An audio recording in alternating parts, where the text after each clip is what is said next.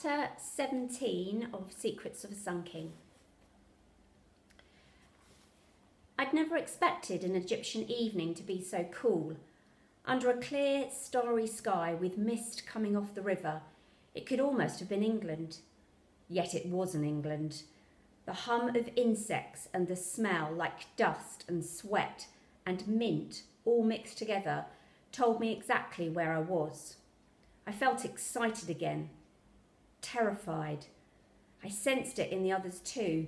Tulip was unusually quiet. Oz, up ahead, was whistling under his breath. This time, as we passed Castle Carter, there was a single light on at a downstairs window. The cars that had been there earlier had gone. I expect he's at the cocktail party, I reasoned. Still, we hurried past and had almost reached the main road when Tulip, who was bringing up the rear, suddenly yelped, "Ah! Something's bitten me!" In the dark, I could just about see her holding her foot and grimacing. Very gently, I helped her sit down. "Is it bleeding?" I crouched down beside her. "Don't think so." She gritted her teeth to check. "Ah!" "Did you see what did it?" Oz wanted to know. "Was it a snake or a dog?" I didn't like the idea of either. "We'd better have a look at the bite," I said. As Oz flicked on his torch, Tulip begrudgingly pulled down her sock. You could see a bright red mark just below her ankle, though thankfully no blood. "It really hurts," Tulip gasped. "Can you get up?" I asked. "I think so." But once she was on her feet, she couldn't walk more than a few steps. The pain made her catch her breath. I felt suddenly close to tears. "No crying," Tulip said sternly. "I'll be fine in a minute." But it was obvious she wasn't going to manage a 2-mile trek in the dark, then climb a cliff face at the end of it. We had to take her back to the boat and fetch Mrs. Mendoza, and probably a doctor too. "Oh no," she insisted. "I'm coming with you, even if I have to crawl on my hands and knees." "But we don't know what's bitten you. It could be poisonous." All sorts of things like rattlesnakes and deadly spiders lived in desert places. If she'd been got by one of those, we were in trouble. Tulip was stubborn. "I mean it, Lil. After all we've been through to get here, I'm not dropping out over a stupid bite." "Looks like a sting," Oz pointed out. We didn't know for sure, though, did we? If someone could just look at it and tell us. "Well, we'll have to carry her back," Oz interrupted my thinking. Tulip snorted. "Lil's not a beast of burden." I wasn't, but it gave me an idea. The boy with the camels was easy enough to find. It was his animals I saw first, dozing in the grass. On seeing me, one of them grunted. The others chewed and stared, then spat on the ground. It wasn't much of a welcome, but after earlier, I wasn't expecting one. The boy himself was crouched on the riverbank, cooking eggs over a fire. "Hello," I panted out of breath from running. "I'm afraid I'm here to ask for your help again." The boy prodded his eggs till they spat aggressively in the pan. I suppose he was still angry at us for needing rescuing earlier. "I'm sorry about the sandstorm business," I tried to be polite like Tulip, "but my friend's been bitten by something and I hope you might be able to help." The boy stood up, taking his pan off the fire. He was still wearing his enormous scarf, which made his face look small and sharp, his eyes bright. "It is not only the sandstorm I am angry about," he said. "Earlier today, when you passed on the riverbank, you were most rude." Thinking he meant Tulip's comment about the camel looking like Oz, I tried to explain. My friend made a joke, that's all. We weren't laughing at you." But hearing how shoddy it sounded, I found myself go red all the same. "Let's do things properly this time, shall we?" The boy wiped his hands, then offered me one. "I am Pepe. My camels are called Charlie and Chaplin, after the famous movie star." "I'm Lil," I stuttered, shaking his hands. "Your camels have excellent names." Pepe didn't smile. We are honest and have feelings and offer a very good service to tourists like you. If you and your friends only want to laugh at us, find yourself an old mule too deaf to hear." "I'm very sorry, Pepe." I was starting to get flustered. My apology wasn't working and I was desperately worried about Tulip. "We didn't mean to upset you or your camels, but my friends, Oz and Tulip, are really nice people and we're trying to do something terribly important tonight and—" Pepe held up his hand to stop me. "No speeches, please. Show me to your friend." Pepe insisted on bringing the camels in case Tulip couldn't walk. "I'm absolutely not getting up on one of those," she cried when she saw Charlie and Chaplin. "I can manage, thank you." She couldn't, of course, and it was Pepe's turn to laugh when Tulip had to give up after a few steps. "Please, Tulip," I begged, "just let Pepe look at your bite."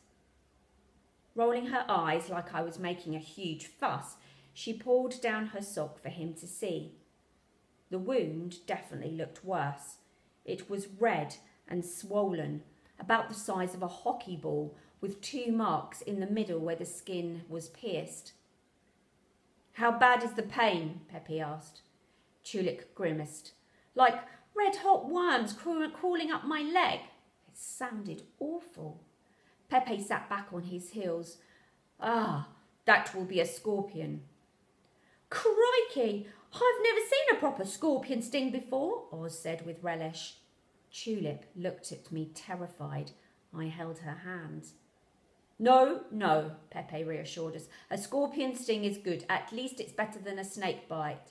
You won't die." Tulip tried to joke. "Well, that's one thing less to worry about." But it wasn't, was it? In a whirl of panic, I remembered Kiki's dream. Scorpions were in it, crawling over his feet.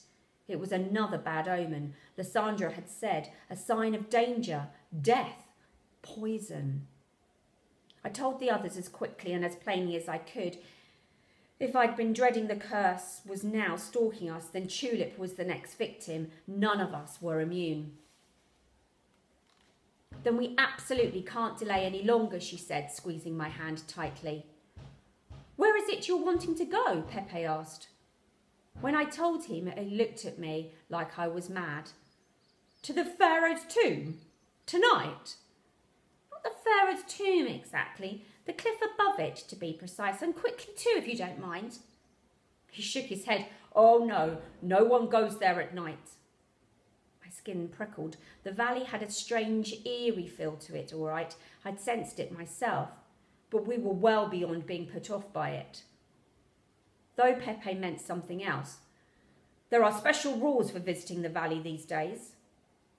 I frowned. "Rules?" "Oh, yes. Thanks to your Mr. Carter, we can't even walk in our own desert without a permit, an Egyptian official, and plenty of this." Pepe rubbed his fingers to mean money. I wanted to point out that he wasn't my Mr. Carter, but I understood. "We have to go there," I begged. "It's for my grandfather. We've come all this way to do this one thing just for him." Pepe breathed in through his nose, considering it. "Will Tulip be all right?" I asked. "It's a risky trip for everyone," he said, "but as you've asked politely and it's for your family, I am willing to overlook 2 of these requirements." It was a relief to get going at last. A mere click of Pepe's tongue and the camels lay down, all spindly legs and knobbly knees, and so awkward they looked more like folding tables than animals. "Charlie is the sensible one," Pepe explained.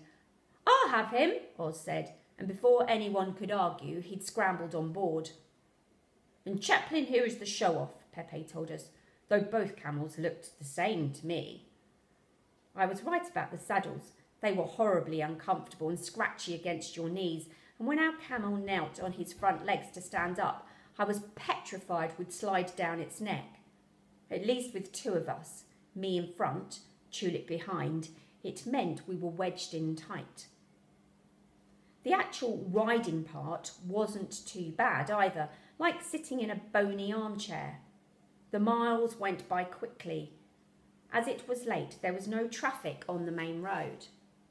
It was dark as anything, which meant it wasn't hard to think of curses in a place like this, or of ancient magic taking its revenge.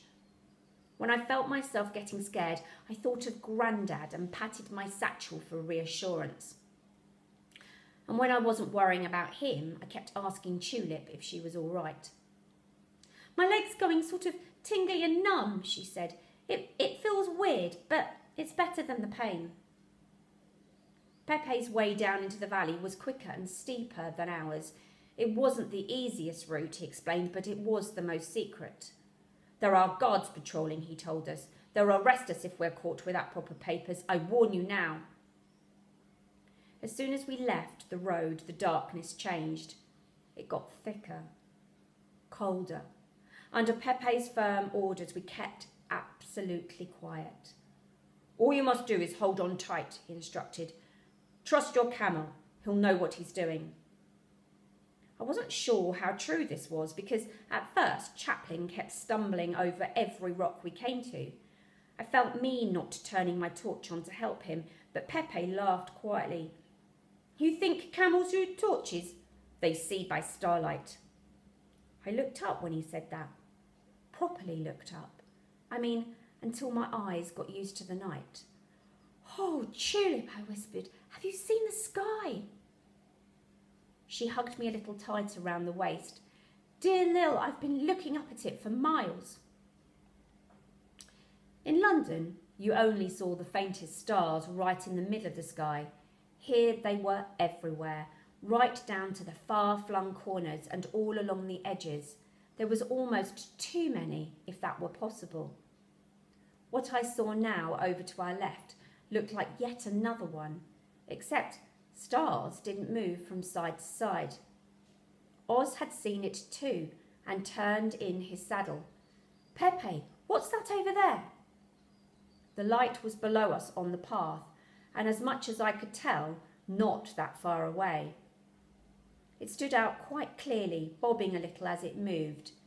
We all stopped to watch.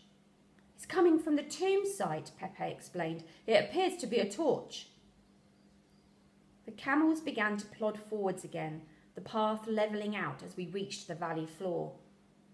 Over to our left, the torch beam kept moving.